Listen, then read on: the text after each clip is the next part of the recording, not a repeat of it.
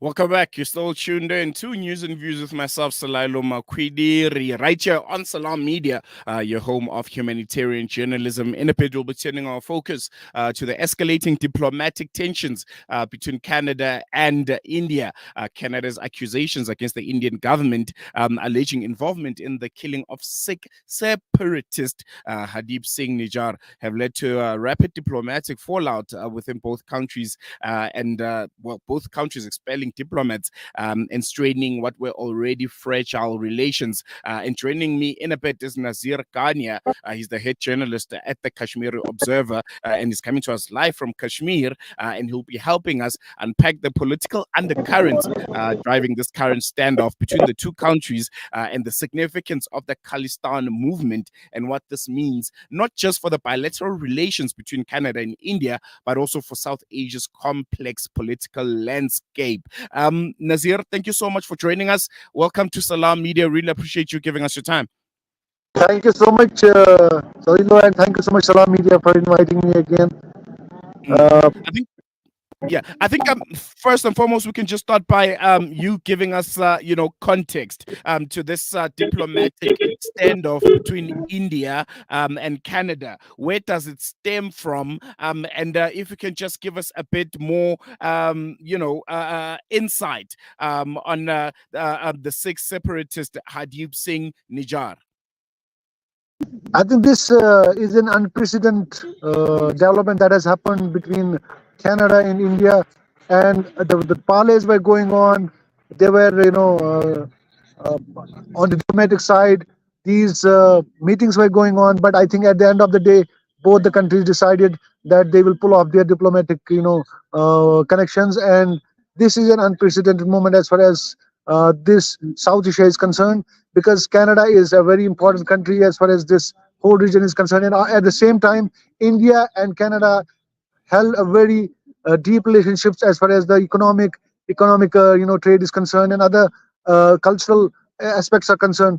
A lot of this Sikh community is based in Canada, and it has a huge impact on the Punjab region, which has earlier been a very volatile, very turbulent place for India as well as for the Canada as well. So there are many, these activists, many gangsters. What India believes that they are taking refuge in Canada, and Canada is,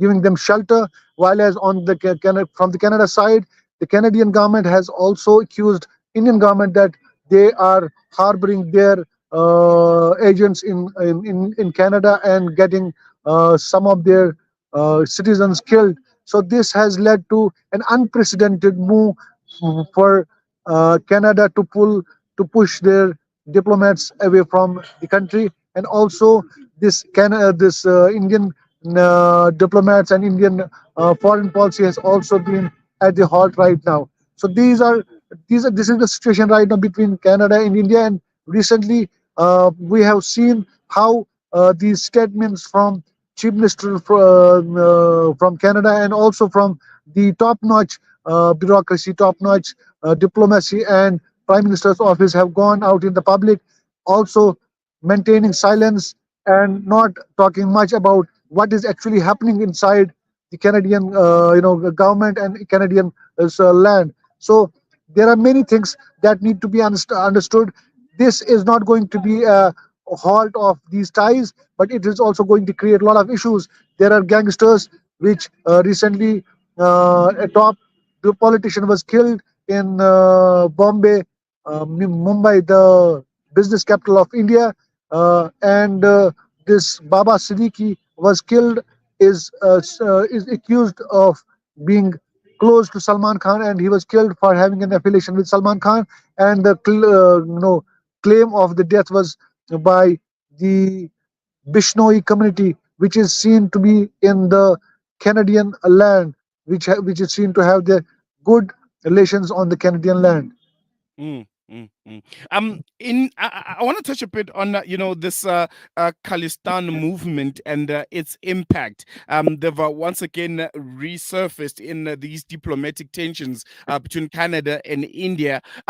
How does this movement resonate within India today, especially in Punjab? And what role does the Indian diaspora, in more ways than not, help in keeping it alive abroad? You have to understand, every relationship between the countries or between the neighboring countries is based on different aspirations and different temperaments. So Canada is a place uh, which is witnessing, which is having a huge population of Punjabis there in that land, and they feel safe there. They feel Mm, quite free there. So India, not just now but from many years, have been telling Canada that you are harboring, you are nurturing the Khalistanis in their land.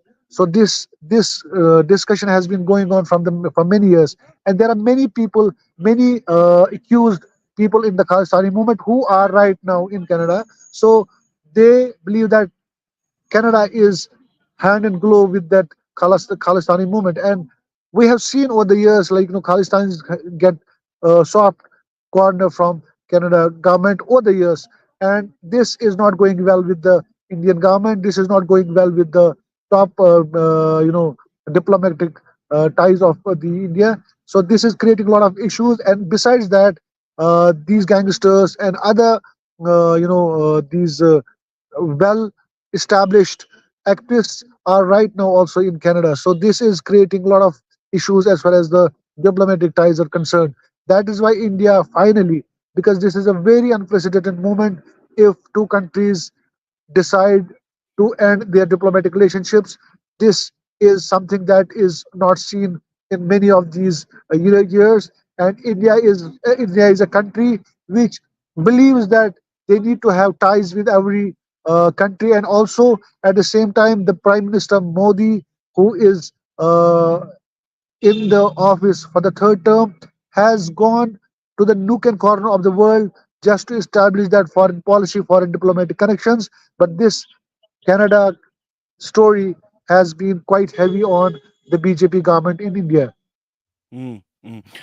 One thing that was really interesting for me was the fact that Canada has ranked India as one of the major sources of foreign interference, second only to China.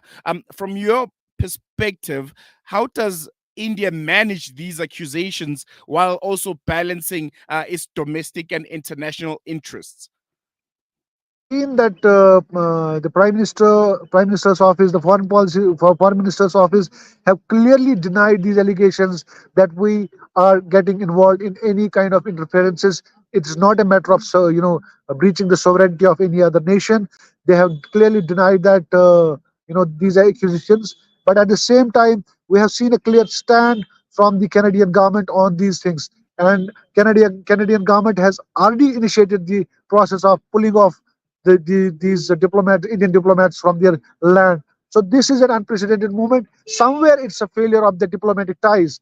Diplomacy is not something that you end the ties. It is to work on it, to reestablish, establish, and re-establish, and then work on your loopholes. I think this is something that we have seen very unprecedented in South Asian nation region over the years.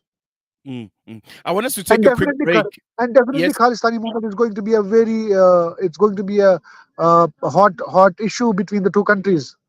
Mm, mm, mm. Just in closing, do you see any parallels, between India's handling of the Khalistani issue and its approach towards some of the separatist movements in Kashmir today? I think India does not really approve the Khalistani movement publicly, but yes, maybe diplomatically and internally they must be kind of, you know, ta- addressing these issues, but they don't want to come public with this, and they have maintained this very clearly that we have crushed it. And as far as Jammu and Kashmir is concerned, Jammu and Kashmir is witnessing the elections after 10 long years, with the this Umar Abdullah being sworn in as the chief minister today after 10 long years. He's going to be the chief minister of first chief minister of the Union Territory of Jammu and Kashmir. Jammu and Kashmir was uh, the downgraded as a erstwhile state of the India, and made as union territory, which is like its powers have been reduced, its functioning have been reduced, and this was seen as the heavy, heavy fight on its autonomy, on its, and a special article was 370 article was abrogated. So people did not see it as a good development from Indian Parliament, and they have resisted it, they have protested it. So the outcome was that in recent elections, which were held after 10 long years, people have voted unanimously for National Conference and Congress, and BJP has been kept away from Kashmir.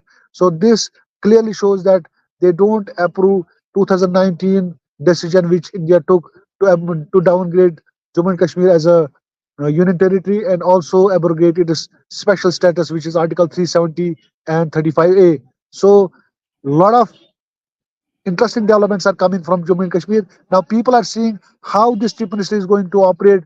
Is he going to be the weakest chief minister of this country, or is he going to report to the LG? So, a lot of expectation from people, and they really want that. They want to restore their dignity. They want to restore their statehood. They want to restore the basic, they want to get away with the basic fears on the ground, that they Mm. can go out clearly, they can move out clearly, they can talk to people clearly, and they can express themselves clearly to the media, to the people, so that they don't have to face any draconian laws.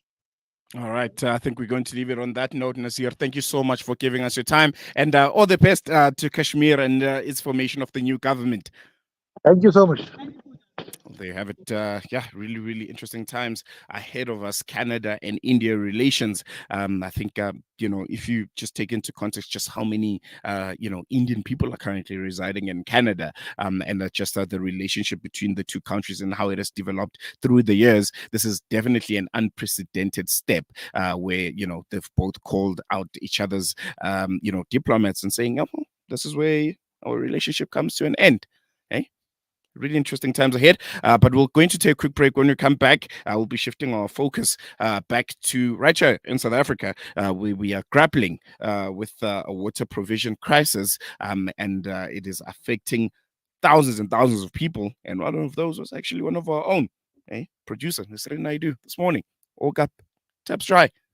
More on that after this.